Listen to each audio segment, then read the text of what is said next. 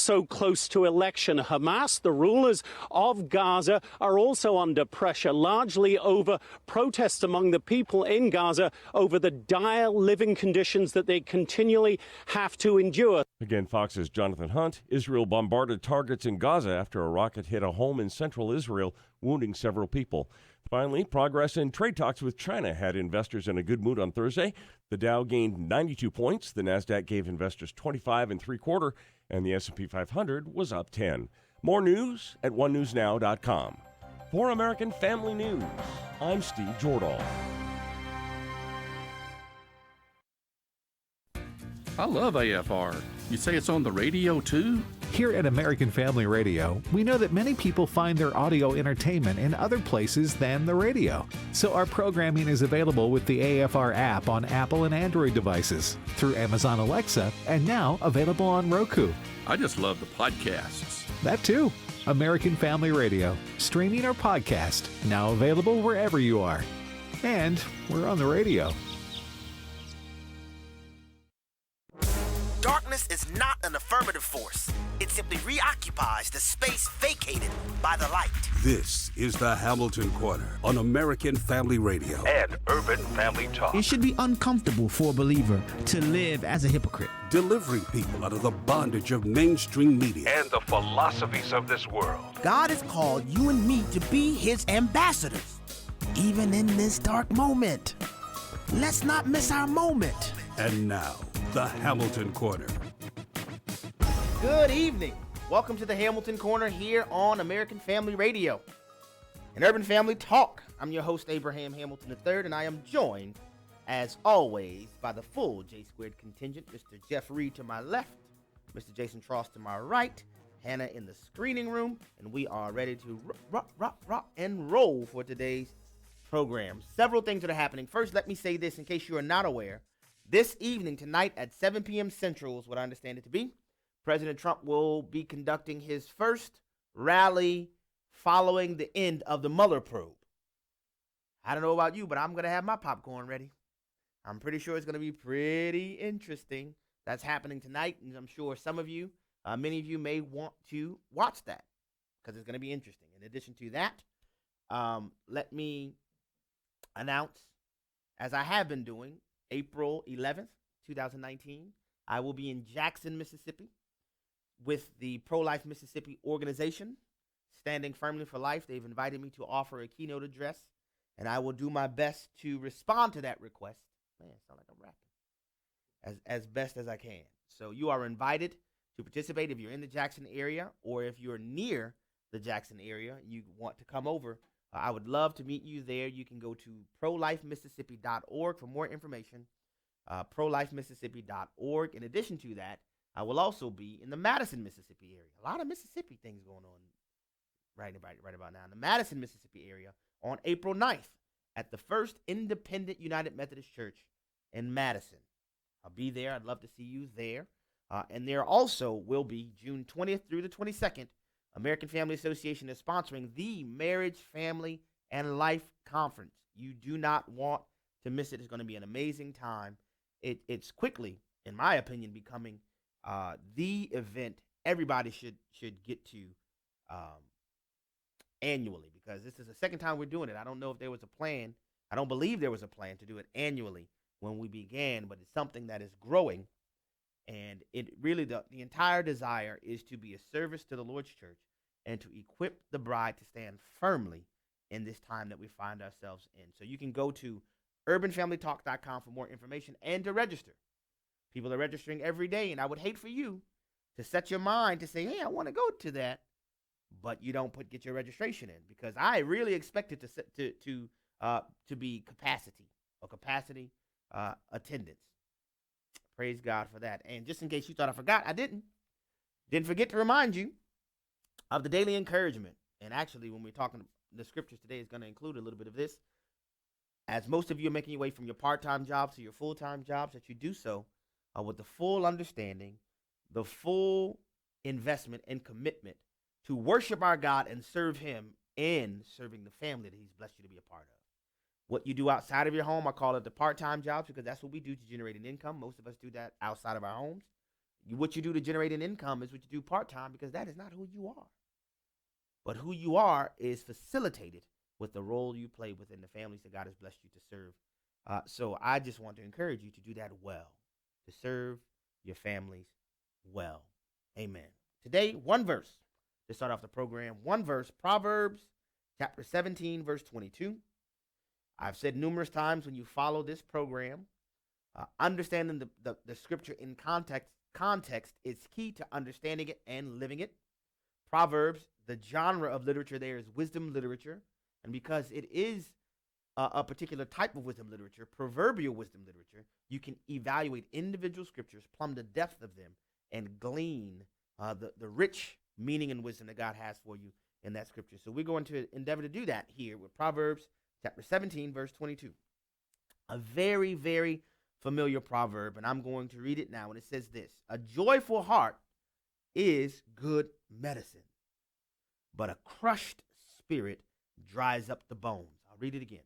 A joyful heart is good medicine, but a crushed spirit dries up the bones. Or the King James says, a merry heart doeth good like a medicine. I've said before, ETH, that continuation at the end of that word, that I'll say that ending indicates a continuation in the functioning of that verb. A merry heart doeth good like a medicine, which communicates to us that our desire, or an aspiration to pursue, is to continuously be joyful, continuously have a merry heart. Or to say it simply, don't forget to laugh. And I say all the time, the reason why our pursuit as Christians is joy as opposed to happiness is because joy is an internal condition that results from the Spirit of God residing in us, whereas happiness is contingent upon happenstance. Happiness is externally generated. Based on what happens on the outside, someone may be happy or not. But joy is an internal disposition that is continuous regardless of what's happening on the outside. So don't forget to laugh. I know I'm serious pretty often, but those who know me or hang around me, they know I crack up. I enjoy living. I enjoy the people that God has blessed me to be around. Y'all should see some of the stuff that goes on behind the scenes here. Well, maybe you shouldn't see it. Don't forget to laugh, man. And then the medicinal properties, if you will, of joy is contrasted with the second half of this proverb. But a crushed spirit, or the King James says, but a broken spirit dries up the bones. Dries up the bones. It's important to note the contrast between the heart and the bones. The proverb here is driving to the bones because the bones serve as a framer for our physical bodies. You know, your musculature can be good, but if your bones are wasting away, your musculature will not be sustained. So the communication is a perpetual condition of brokenness in spirit results in an erosion of the bones that you might think you're firm, but you're brittle. You're brittle. Don't forget to laugh. What we want to pursue is joy. And we have this as an individual instruction. You know, a merry heart, a joyful heart doeth good as a medicine. But can I tell you that also applies to our marital unions? You know, I say all the time that you don't want to downshift into neutral within your marriage. You're beginning to take things for granted. Now, I'm not saying you have to read this specific book, but a book that has been a blessing to my wife and I has been Dr. Gary Chapman's The 5 Love Languages. Because many times within marital unions, it's not that there's a deficiency of love, but there's a deficiency in the communication of that love. You know, Dr. Chapman goes in and talks about acts of service being a love language, and physical touch being a love language, and words of affirmation being a love language, and quality time being a love language, and things of that nature. And he uses the example when a husband who, you know, cleans the car, changes the oil, cuts the grass, cleans the gutters, does all of these things, and comes inside, and the wife says, "Johnny, I don't know if you love me." And Johnny goes, "What? You don't see all this stuff I'm doing for you? When's the last time you had to get the oil changed? Look how I keep the car clean." When the reality is Johnny's love language may be acts of service, whereas wifey's love language may be quality time. It's not that there's a deficiency in love. There's a deficiency in that communication. Johnny thinks by doing what comes natural to him, he's communicating to wifey that she's loved. When wifey is like, "I don't know why, as soon as Johnny gets home from work, He goes to that yard and spends time in that garage. I know that's a terrible wifey voice. I know. Y'all should see Hannah's face. She's like, Abraham, that voice is terrible. It is. I know it. But I'm rolling with it. I don't know why he always goes into that garage. And Johnny's like, man, I love wifey so much, I'm going to make sure she doesn't have to do anything. And that deficiency of communication results in a deficiency. Now, this is going to sound cheesy, but I'm going to let you guys into Hamiltonia for a moment. On a regular basis, I can't tell you I do it every day, every several days, but I try to be sensitive to what's going on in my house. I'll ask my wife, how is your love tank? I got that from Gary Chapman's book. It sounds cheesy, but it worked for us. I'm not saying you have to copy the cheesy verbiage that we use, but that is a way that my wife knows I'm asking her. Not only does she know I love her, but does she feel that I love her? So I'll ask her, I say, babe, how's your love tank today? Are you on E? 3/4, half a tank? Are we on full? Where are we? Where are we? And we've grown to the place where we're honest. I'll tell you earlier on in our marriage, and this is the book we read together really within the first week or two of being married. We read it together. Early on in our marriage, we want to be kind to one another, so you don't want to be honest. You know, oh, I'm okay, Abe. I'm all right. No, man, tell me. You know, I need to know, and I'm asking. And you listen to the program, you probably get the idea. I don't only communicate, I over communicate. I don't like being misunderstood. So I will ask 3 or 4 or 5 times to make sure I'm being understood. So I would say, babe, how's your love tank? Early on, she said, you know, I'm all right. She wouldn't tell me. And I'll give you guys a perfect example. So here's an example for us. Welcome to Hamiltonia. My wife grew up in Puerto Rico, right? She grew up going to the pristine beaches of the Atlantic Ocean. I grew up in New Orleans, Louisiana. I ain't go to no beaches growing up. So I didn't have this love for the beach. In fact, my experiences with the beach growing up were not very good. There's a reason why people who do sand blasting, it's called sand blasting. Some people say the sand is so soft. No, sand can be abrasive, especially if it gets in the wrong spots. Leave that for another day.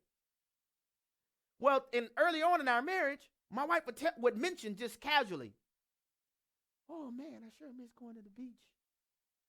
And me, being the insensitive dud that I was, like, the beach? Who wants to go to the beach? Why would you want to go to the beach? Nobody wants to go to the beach. They show those commercials about the beach. Why would you want to go to the beach?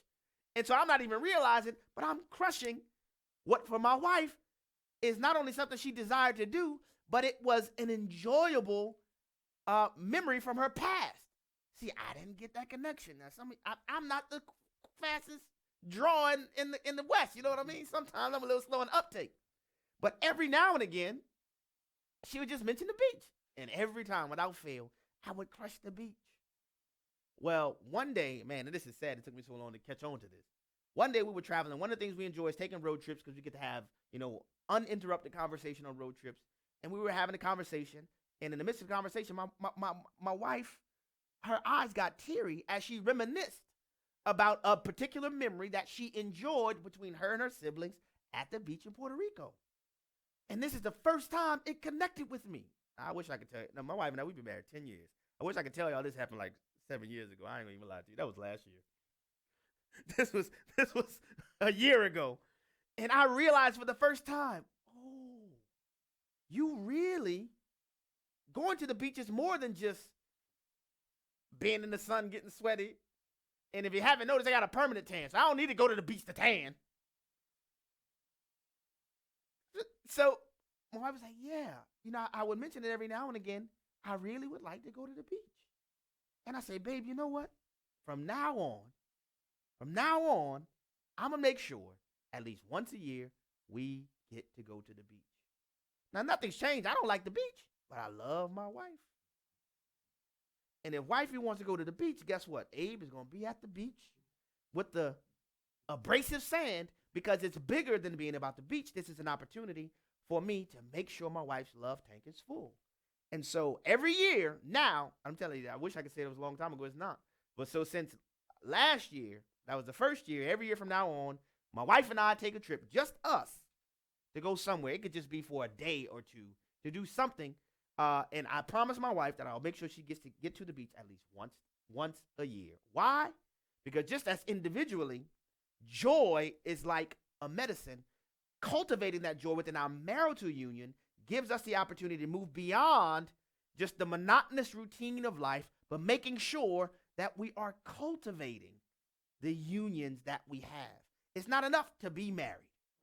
We have to pour into our marriages to make sure that we are not allowing the brittleness of the bones that can occur individually, allowing that brittleness to occur within our marital unions. So once a year, if you go to the beach, and I see we have a listener, Merle in Tobago. He said, we have beautiful beaches there. I don't know, y'all. You might have a visiting. We might end up there. So my point of this whole little ditty, inviting you into Hamiltonia, is individually, laughter is good like a medicine. Man, don't forget to laugh. Enjoy life. Don't allow the regressives to get you in such a rut where you just are a funky curmudgeon. And apply that as well to our marital union. Laughter does good like a medicine. You never know how much a bright smile will do for the longevity and the enjoyability of our marriage.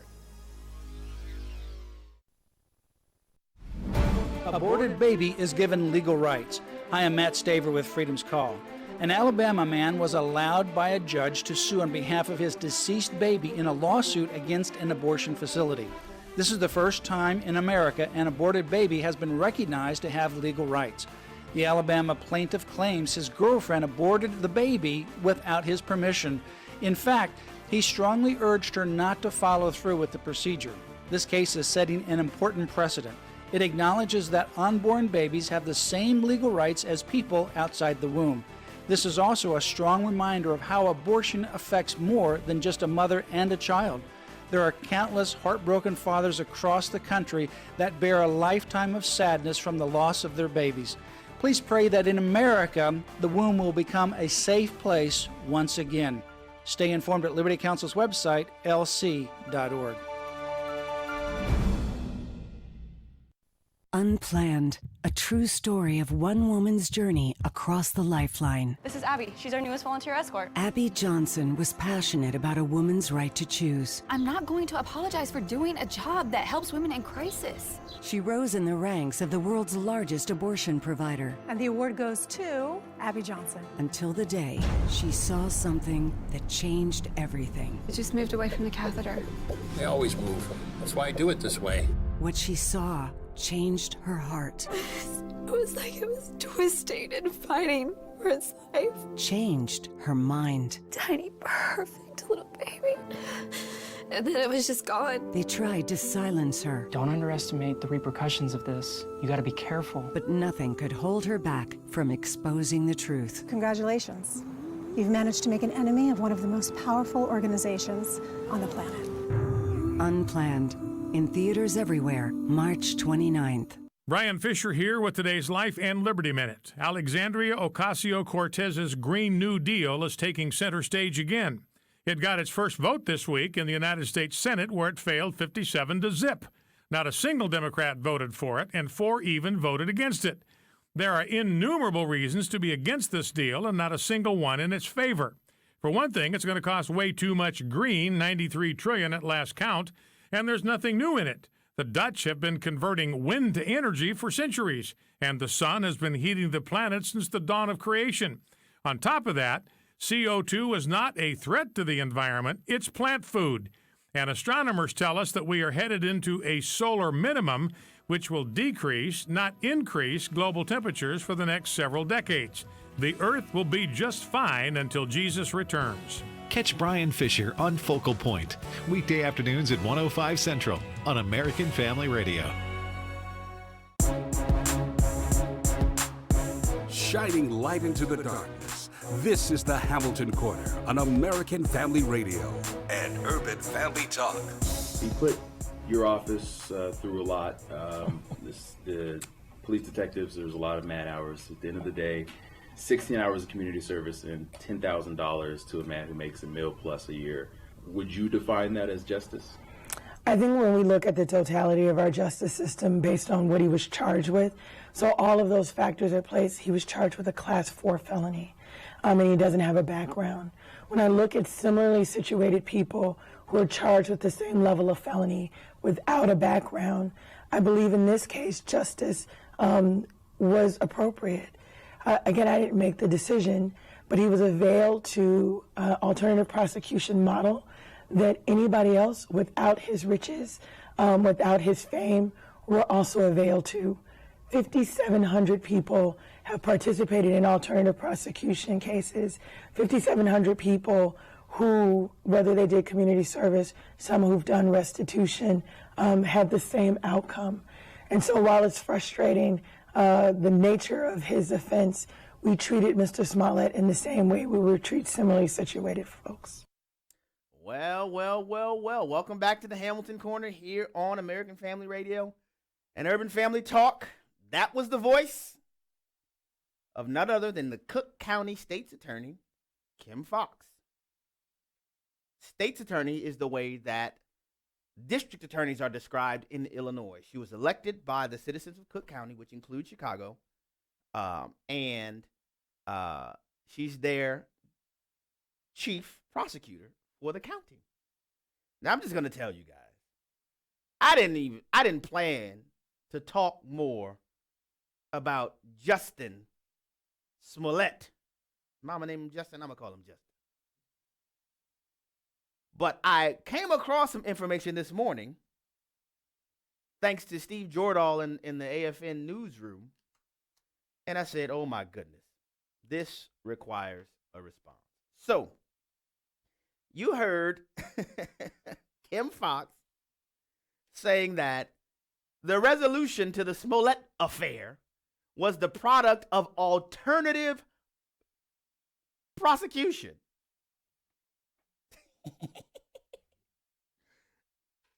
And not an abnormal resolution to the case. Folks, I want to tell you, I did prosecutorial work for 10 years.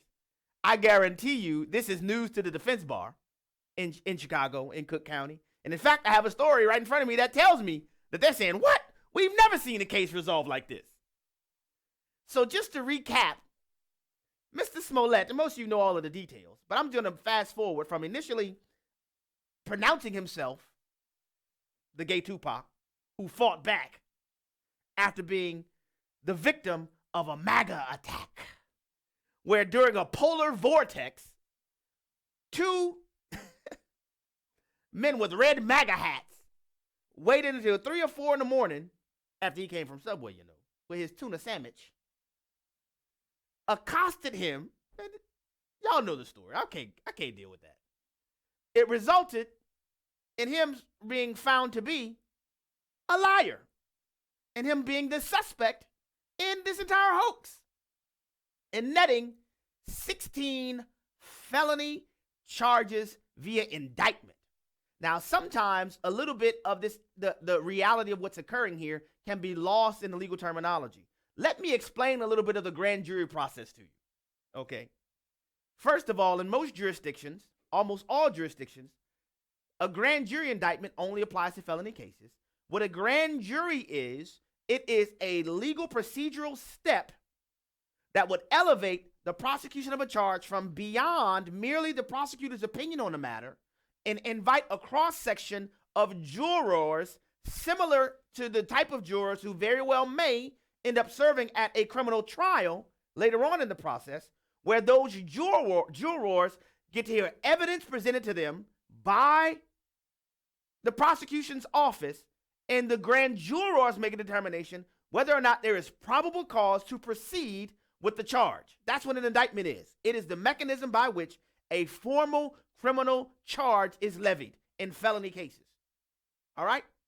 So in this instance, what you have is that the Chicago Police Department presented their evidence to the Cook County State's Attorney's Office. The Cook County State's Attorney's Office presented the evidence as secured by the Chicago Police Department to a panel of grand jurors. The grand jurors listened to all of the evidence. If you remember, the Olisandario brothers were outside of the grand jury door where they were prepared to testify. Okay? Then the grand jurors, after hearing all of the evidence, they make a probable cause determination. Probable cause simply says it's more likely than not this criminal offense occurred. So you have not, this is what I think a lot of people miss. not only the Chicago Police Department, not even the Cook County State Attorney's Office, but citizens in Cook County who said, oh, Jesse did it. That's what happened. The citizens said, oh, Jesse did it. He needs to be brought to trial. We stamped what's called a true bill on the indictment because the official complaint is offered. Then the grand jury has to say whether or not it is a true bill or not. If the grand jury refuses to give a true bill, then the charges don't go forward.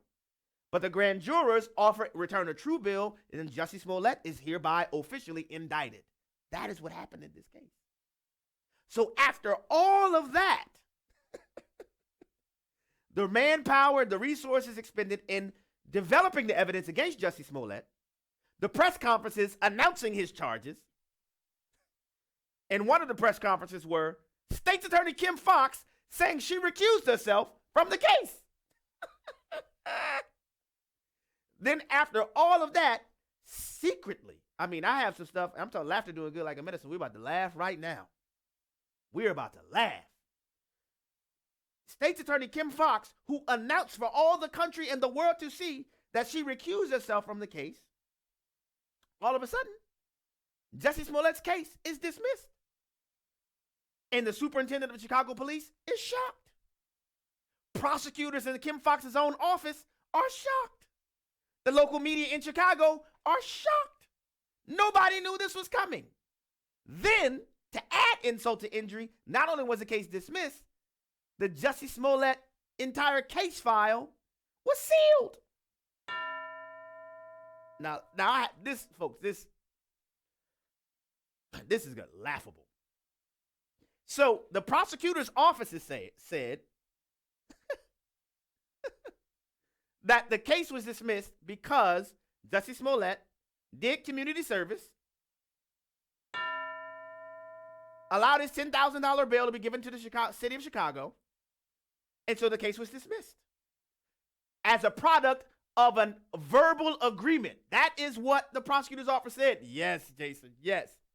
A verbal agreement. Folks, can I tell you something? I have never in my life been a part of any alternative prosecution where the agreement between the defendant and the state was not written down. You want to know one of the primary reasons why? As an assistant district attorney, everything I do is subject to be reviewed by somebody else. So I have to articulate why I do whatever I said I've done. But the prosecutor's office said their agreement with Jussie Smollett was verbal. Okay. You want to know what Jussie Smollett's team said? Well, we didn't have any agreement. Jussie Smollett's team, his lawyer came out and said, oh, there's no agreement. They dismissed the charges because I'm innocent. Somebody's lying, folks. And not only that, Jussie Smollett goes and gives a press conference and said, I told you guys I was innocent. I was innocent all along. My story hadn't changed. I am innocent. Chicago police are hot. He's saying there's no deal. What deal? There was no deal. There was never a deal. But the case is dismissed. Now back to Kim Foxx, who initially announced she recused herself. Well, just yesterday, and I got to read this to you. When I heard this, and this is why I had to come on to discuss this. Can't believe she said this. Kim Foxx said that when she said she recused herself, she didn't mean it. She didn't mean she recused herself in the official sense. She meant it colloquially. Folks, again, trial lawyer for 10 years. Tried probably 100 cases. I have never heard anybody use the term recuse in a colloquial sense. There's no such thing. She's saying that, oh yeah, I use it in a slang way. No, the word recuse has a very specific meaning. In fact, the National District Attorneys Association has sent a letter rebuking Kim Foxx for her abuse of the recusal process. Because Illinois state law requires that when you recuse yourself individually and the entire office, then there is an appointment made by a judge of a special prosecutor, either through the Attorney General's office or through some other means. But Kim Foxx came out and said, oh no, I never recused myself, even though I'm not the one who decided to dismiss the charges. I never recused myself. Now, which one is it, Kimmy? Because if you're not involved in the case, you don't have to say you didn't recuse yourself. You can say my recusal was a limited recusal to where I was walled off within the office. All decisions concerning the Smollett matter I was not involved. Or you having a recusal of your entire office, the Cook County State's Attorney's Office. But don't TT on our heads and tell us it's raining. You said you recused yourself. Now you're telling us, oh no, I never recused myself. I told y'all somebody should have slid Jeff Sessions a note. Recused don't mean recused. He could have said, oh, I meant it colloquially. This woman is lying. And then if that doesn't get you goose, check this one out. Oh my goodness. This woman, Kim Foxx, said, oh Lord, I can't hardly get this out without laughing. She said the Jussie Smollett case files were sealed inadvertently. Well, somebody go sit down somewhere. You can't seal files inadvertently, folks. In order for a file to be sealed, what has to occur is that a petition has to be presented to a judge. A judge has to consider the request and make a determination as to whether or not to comply with that request in draft in order to seal the case file. So local reporters in Chicago, doing what they're supposed to do, they said, oh, so then I should be able to get these files through a Freedom of Information Act request. And guess what they found? Kimmy Foxx was lighting again. Because not just one, there were 2 orders to seal the Jussie Smollett case file. And so someone asked me, well, hey, why would they seal the files? You want to know why? To keep the public from knowing what's in them. Because in the files, what you will find most likely is the bevy of evidence against Mr. Smollett. So when the Chicago reporters, in response to the information, the case file was sealed inadvertently. We didn't mean to do that. They said, okay, well, we're going to file a petition to the court to release them. And guess what happened? The reporters show up to court with their lawyers, and guess who was fighting against this case file being unsealed? Kim Foxx, assistant state attorneys in Cook County. This woman is lying through her teeth, nose, and feet. This is ridiculous. You want to talk about privilege? Folks, I have never in all my days heard of anybody getting a felony case dismissed because of community service you performed before you were charged with the felony. Never. That never happens. Never happens. And especially to go from a felony to a dismissal, what usually occurs when you have community service or in a theft case or something, a restitution is paid, you have the reduction of the severity of the offense from a felony to a misdemeanor. You don't go from 16 counts on a felony indictment to, hey, no pros. No prosecution. We're going to just let this slide. This, you want to talk about privileges?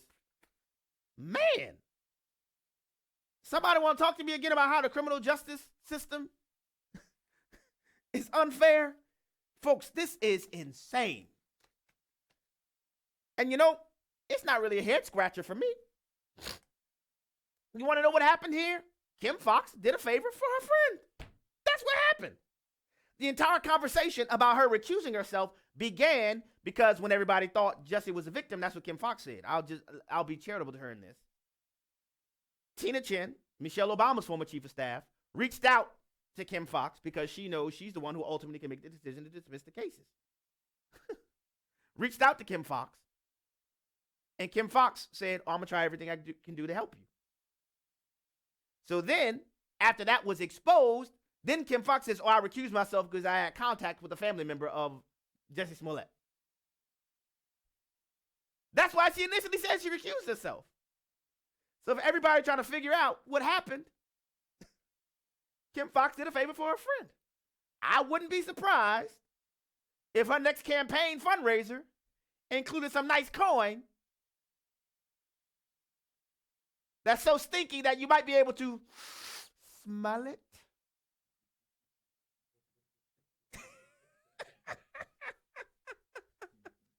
These people are ridiculous, man.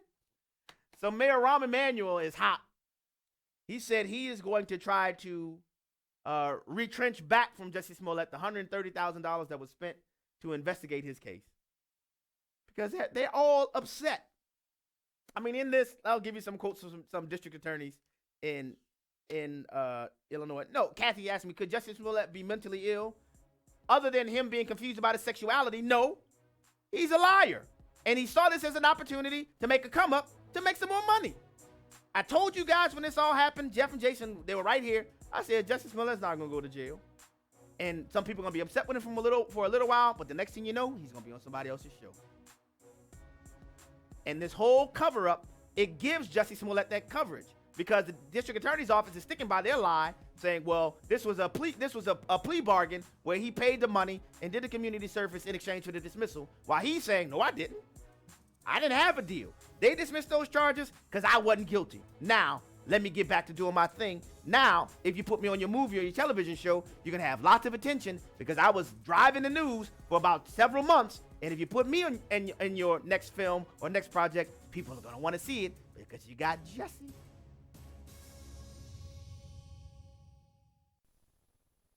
A call to action from American Family Radio. There's all kind of difficulty in the world. But as the word of God says, if your brother's in need and you have it within your ability to respond to their need, how can you claim to have love if you allow them to go without? What greater need is there than the need to live? I know life is rough, but it don't have nothing to do with the baby. Don't kill the baby. Don't wait for preborn campaigns. Don't wait for legislation to be passed in your state legislature. Don't wait till Roe versus Wade is overturned. Respond now. I believe with everything in me that we can end this scourge regardless of what they do in the halls of Congress and the halls of the state legislature. Every single family, every single church, go to the local abortion clinics. Let them know that you have people in your churches, people in your family that are willing to take the babies home. They have families that have been dying to take a child home. Don't kill the babies. Visit afr.net. Here's Walker Wildman for Redeem Clean Laundry Products. Not only do you get a great product and you get to obviously clean your clothes, get the stains out and use a multi-surface cleaner to clean your countertops and use the dryer sheets. You're doing all of this and the money's going to support the work of American Family Association. Redeem Clean Laundry Products were developed by AFA supporters Len Ingram and Jim Duncan to assist in funding the mission of the American Family Association. Redeem Clean products work as well as or better than other products on the market. They're environmentally safe, biodegradable, and they're made right here in the United States. The great thing about Redeem Clean is not only is the product great, but it goes to support a great cause, and that is the work of American Family Association. For clean laundry and a cleaner society, it's Redeem Clean. Visit redeemclean.afastore.net. Fox News Commentary with Todd Starnes. Governor Mike Huckabee's ready for a chicken fight. That story next. Former Arkansas Governor Mike Huckabee is sporting for a fight. He wants Chick-fil-A to sue the San Antonio City Council. City leaders recently decided to ban the beloved chicken restaurant from the international airport. They said Chick-fil-A's values did not reflect the city's. Governor Huckabee was a guest on my nationally syndicated radio program the other day. Now, keep in mind, it's not we don't like what you do. They can't find fault with what they do in terms of the way they sell their products, the way they make their products, or the way they advertise their products, or who they hire and how they train them. The only thing is we don't like what you believe in your personal life. And if that becomes the new criteria for being able to be accepted in a community, then this country has forever been lost. Disturbing developments indeed from San Antonio. I'm Todd Starnes. That's your Fox News Commentary. The Hamilton Corner podcast and one-minute commentaries are available at afr.net and urbanfamilytalk.com. Back to the Hamilton Corner on American Family Radio and Urban Family Talk. Welcome back to the Hamilton Corner here on American Family Radio and Urban Family Talk. We will open the phone lines this segment, so if you would like to join the program and share your opinion on the Jussie Smollett matter, you're welcome to do so. And I'm also going to raise some developments on the SPLC front. So you may want to talk about that as well. The number to call if you want to join the program is 888-589-8840. Once again, the number to call is 888-589-8840. During the break, I'm telling you, hanging out with these guys, you get all kind of pearls of wisdom that just exude from their beings. Jason made a great observation. Jay Tross, he said, wait a minute, so you're going to give this cat credit for serving the community when he perpetuates an entire hate crime hoax on that very same community. Now tell me how that is going to work out. You are serving your community while lying to your community, trying to make a come up for your popularity. Boy, that stinks. And let me let you in on this too. So one of the main things the spooky dude, George Soros, has been up to lately is investing hundreds of thousands of dollars in political races, but not the ones that he had been historically. What he's seeking to accomplish in recent years is to transform the criminal justice system from the inside by getting regressives who share his worldview elected as district attorneys and state attorneys all across the country. It happened in my former stomping grounds in Harris County, Texas. It happened in Cook County. Kim Foxx was a recipient of some of George Soros' campaign money. Isn't that an interesting little ditty? You don't have to take my word for it. Go and look it up. He made no bones about it because recognizing that regressivism is losing at the ballot box all across the country, what better way than to influence the criminal justice system than by getting district attorneys and state's attorneys? Hello, Kim Foxx, who share your worldview that allow things like, I don't know, Jussie Smollett's cases to get dismissed. Ta-da! And in other news, if you haven't heard this yet, the Southern Poverty Law Center, you know, that outfit that the only thing true about them in their name is the word Southern because they're located in Montgomery, Alabama. But they sure aren't poor because they have nearly $500 million, at least $121 million in offshore accounts in the Cayman Islands. And they don't do very much law because they spent less than a third of their revenue on litigation. And amazingly, as they continue to report that hate is on the rise, they certainly don't spend much money trying to defeat it. And there was an expose written by Bob Moser, who used to work for the SPLC, who said, yeah, I do kind of feel guilty because we would send those fundraising mailers out all the time, celebrating what great work we're doing to stop hate. But if we're doing such a great job of stopping hate, why is it always on the rise? And if it's on the rise, how come we're not spending money to stop it? Great observation, Mr. Moser. Well, Morris Dees, the co-founder of SPLC, which I've told you before, Morris Dees and his former co-founder, Mr. Fuller, they began as direct mail salesmen. And he said all Morris Dees and I had in common is that we wanted to make a pile of money. We didn't really care how we did it.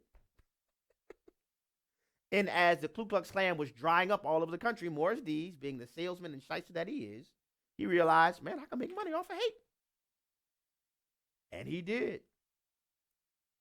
Well, the top three at the SPLC, Morris Dees, Richard Coyne, and their top litigator have all resigned. Why? First of all, they forced Morris Dees out. Now, Morris Dees is the founder from the very beginning of the institution. You want to know why they forced him to resign? Because Morris Dees was guilty of committing sexual harassment and racial bias. Yes, I was waiting on that bell. So you mean to tell me that the very people, and by the way, they call their headquarters the Poverty Palace, because it's a 150,000 square foot monstrosity that costs $15 million to build and makes the Pentagon look like something to be concerned in rivaling. The Poverty Palace. Yes. So you mean to tell me the people that makes their money getting the whole country up in arms about hate, there's hate, there's hate, there's hate. Their founder is a hater himself? Man, come on. I've told you long ago these people are not credible. Long ago, I've told you that. And now the curtain is being pulled back and we're being able to look in. And the thing that's so interesting about this is that this isn't new. You have people who have tried to expose the SPLC all the way back in the 90s, saying that, oh, no, these people treat melanated individuals like they're the help. They treat people with darker skin color like they're pariahs in SPLC. Hello, pot. Have you met kettle? These people are ridiculous. And I, for one, I'm hoping that this expose defines the beginning of the end for the SPLC. I'll give you some of the quotes from Bob Moser's post, and then we'll get to the phone lines. And I've shared this on the Hamilton Corners Facebook page and on Twitter. I've shared this, so I encourage you to go and read it. But Bob Moser wrote, as far back as 1995 in the Montgomery Advisor, there was a Pulitzer Prize-winning series that documented, among other things, staffers' allegations at SPLC of racial discrimination within the organization. In Harper's, Ken Silverstein had revealed that the center had accumulated an endowment topping $120 million while paying lavish salaries to its highest-ranking staffers and spending far less than most nonprofit groups on the work that it claimed to do. Moser goes on, the great Southern journalist John Edgerton, writing for The Progressive, had painted a damning portrait of Dees, the center's longtime mastermind, as a super salesman and a master fundraiser who viewed civil rights work mainly as a marketing tool for bilking gullible northern liberals. Edgerton quotes Dees as saying, "We just run our business like a business. Whether you're selling cakes or causes, it's all the same." End quote. Oh, yeah. Oh, yeah. Isn't that a tasty morsel for you to digest in this moment going down? Man, these people are charlatans, man. These people are charlatans. Moser goes on to explain Dees' ouster came amid a staff revolt over the mistreatment of non-white and female staffers, which was sparked by the resignation of the senior attorney, Meredith Horton, the highest-ranking African-American woman at the center. A number of staffers subsequently signed on to letters of protest to the center's leadership, alleging that multiple reports of sexual harassment by Dees through the years have been ignored or covered up and sometimes resulted in retaliation against the women making the claims. End quote. Yep. Moving right along.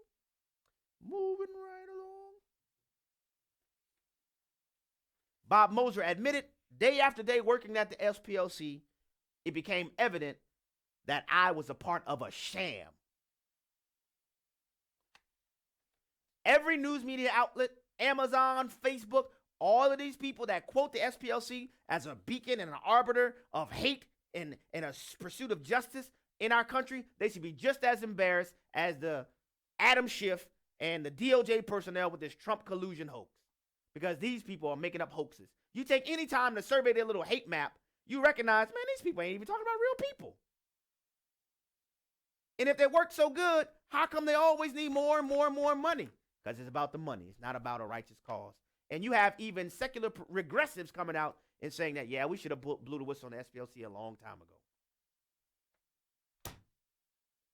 I promise you we would get to the phone lines.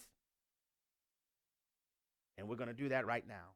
Again, if you'd like to join the program, you're welcome to do so. The number to call is 888-589-8840. The number again is 888-589-8840. We'll go first to Texas, where Vicky is on the line. Vicky, thank you for calling the Hamilton Corner.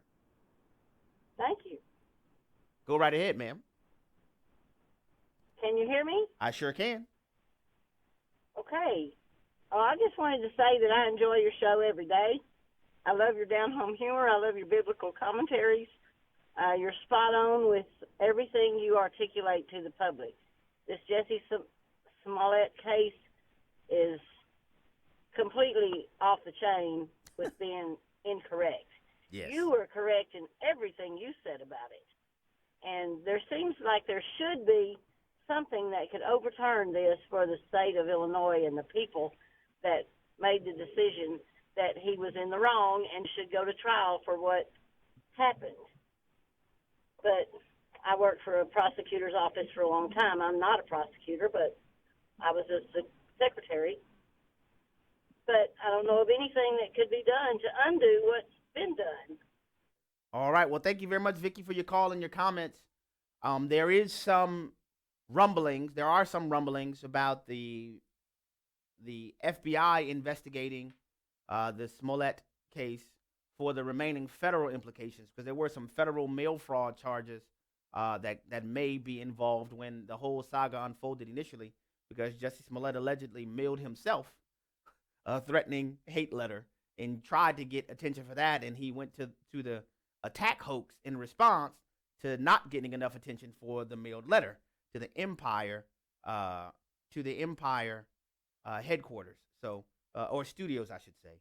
So there is a possibility of that hanging out there, but this is ridiculous, very much so ridiculous. But thank you so much for your call and your comments. We'll go next to Virginia, where Megan is on the line. Megan, thank you for calling the Hamilton Corner. Welcome to the program. Thank you. Go right ahead, ma'am. Thank you for having me. Yes, ma'am. Well, I was an elected prosecutor at one time, and I have to tell you, what's interesting to me about the Smollett case and what's going on over in Chicago is that this is nothing new. This is just exposed what goes on across the nation. Mm-hmm. And that's why I'm calling in. Christians need to start paying attention to local elections and making sure that they're fighting for prosecutors who are warriors for Christians, who will take Jesus back into the courtrooms to make sure that there are open and honest prosecutors. This prosecutor in Chicago should not just be reprimanded by her bar. She should be removed as an attorney. I agree. She should not be an attorney anymore. I agree, Megan. That's a great call, great comments. And her recommendation about being active in local elections is spot on. If you care about criminal justice, one of the most influential positions that exist are the local prosecutor's offices. They are, in fact, that's really the reason what led me to go into prosecutorial work, seeing the role that prosecutors played. And she's spot on. She needs to not only be reprimanded by her bar, she needs to be removed. I mean, it's insane what we're witnessing. Can you imagine the outcry if somebody would have been arrested based on Smollett's manufactured story? You know how many people throughout history who have been, some even being murdered. Think about Emmett Till's death in response to a false allegation. I mean, this is, I know I'm making jokes and making light of it today because I've talked about it in the past, but this really is a huge problem. It's a huge problem. But back to the phone lines. We'll go next to Ohio, where Tommy is on the line. Tommy, thank you very much for calling the Hamilton Corner. Welcome to the program. Thank you, Abe. I love your program. I learned a lot from you. But I'll tell you the first thing that hit me when all this broke. First thing that hit me was Rob Emanuel throwing a fit about justice not being done. I mean, wait a minute. Hold on. Back up the train. He's an Obama puppet. Yeah, you're right. So this is probably goes all the way to the top. Yeah, That's all I got to say about it. Well, thank you very much for your call and your comments, Tommy. And Rahm Emanuel's calls for justice are pretty interesting, knowing that Chicago is a sanctuary city. You care about justice according to Rahm. And I didn't cite Rahm Emanuel because I find him to be a credible source of integrity. I just highlighted it because I find it interesting that this is one instance where you have constitutionalists and regressives all saying justice needs to be dealt with. That doesn't happen very often in this day and time, but that is an interesting phenomenon that's unfolded as a result of this. And this is also why I think it's become so newsworthy. A part of the reason, in addition to Justin Smollett's celebrity status, that you have, wait a minute, you have people, regardless of political persuasions, stepping back and saying, so, y'all dropping cases in Chicago like that? That is ridiculous. It's ridiculous. But back to the phone lines. We'll go next to Alabama, the state that houses the Poverty Palace, home base for the SPLC. Mason is on the line. Mason, thank you for calling the Hamilton Corner. Welcome to the program. Thank you so much. You and Tommy just about stole my thunder there. I'm sorry, Mason. That I love your show, and you are great, sir. I love you. But I mean, what do we expect? I mean, this is it's a sanctuary city, and Rahm Emanuel, as Tommy said, pitching a fit because justice wasn't done. Well, that's what we got with Hillary. So is he pointing the finger also at Hillary? Great point, Mason. Great point. And the observation about the sanctuary city is well taken. I mean, and that's what happens when you have the hollowness that develops when you apply a selective notion of justice. you begin to ring hollow in the eyes and the ears of the people. Well, folks, that's it for today's program. But let me say this. If you do not yet know Jesus Christ as your Lord and Savior, do not harden your hearts in the day that he's calling. Because the Spirit of God is true and the Word of God is true, I know for a fact that the Lord is drawing you by his Spirit. When the Lord is drawing you, don't harden your hearts, but yield to that drawing and submit your life to follow Jesus today. Confess, repent, and believe, because today is the day of salvation. The views and opinions expressed in this broadcast may not necessarily reflect those of the American Family Association or American Family Radio.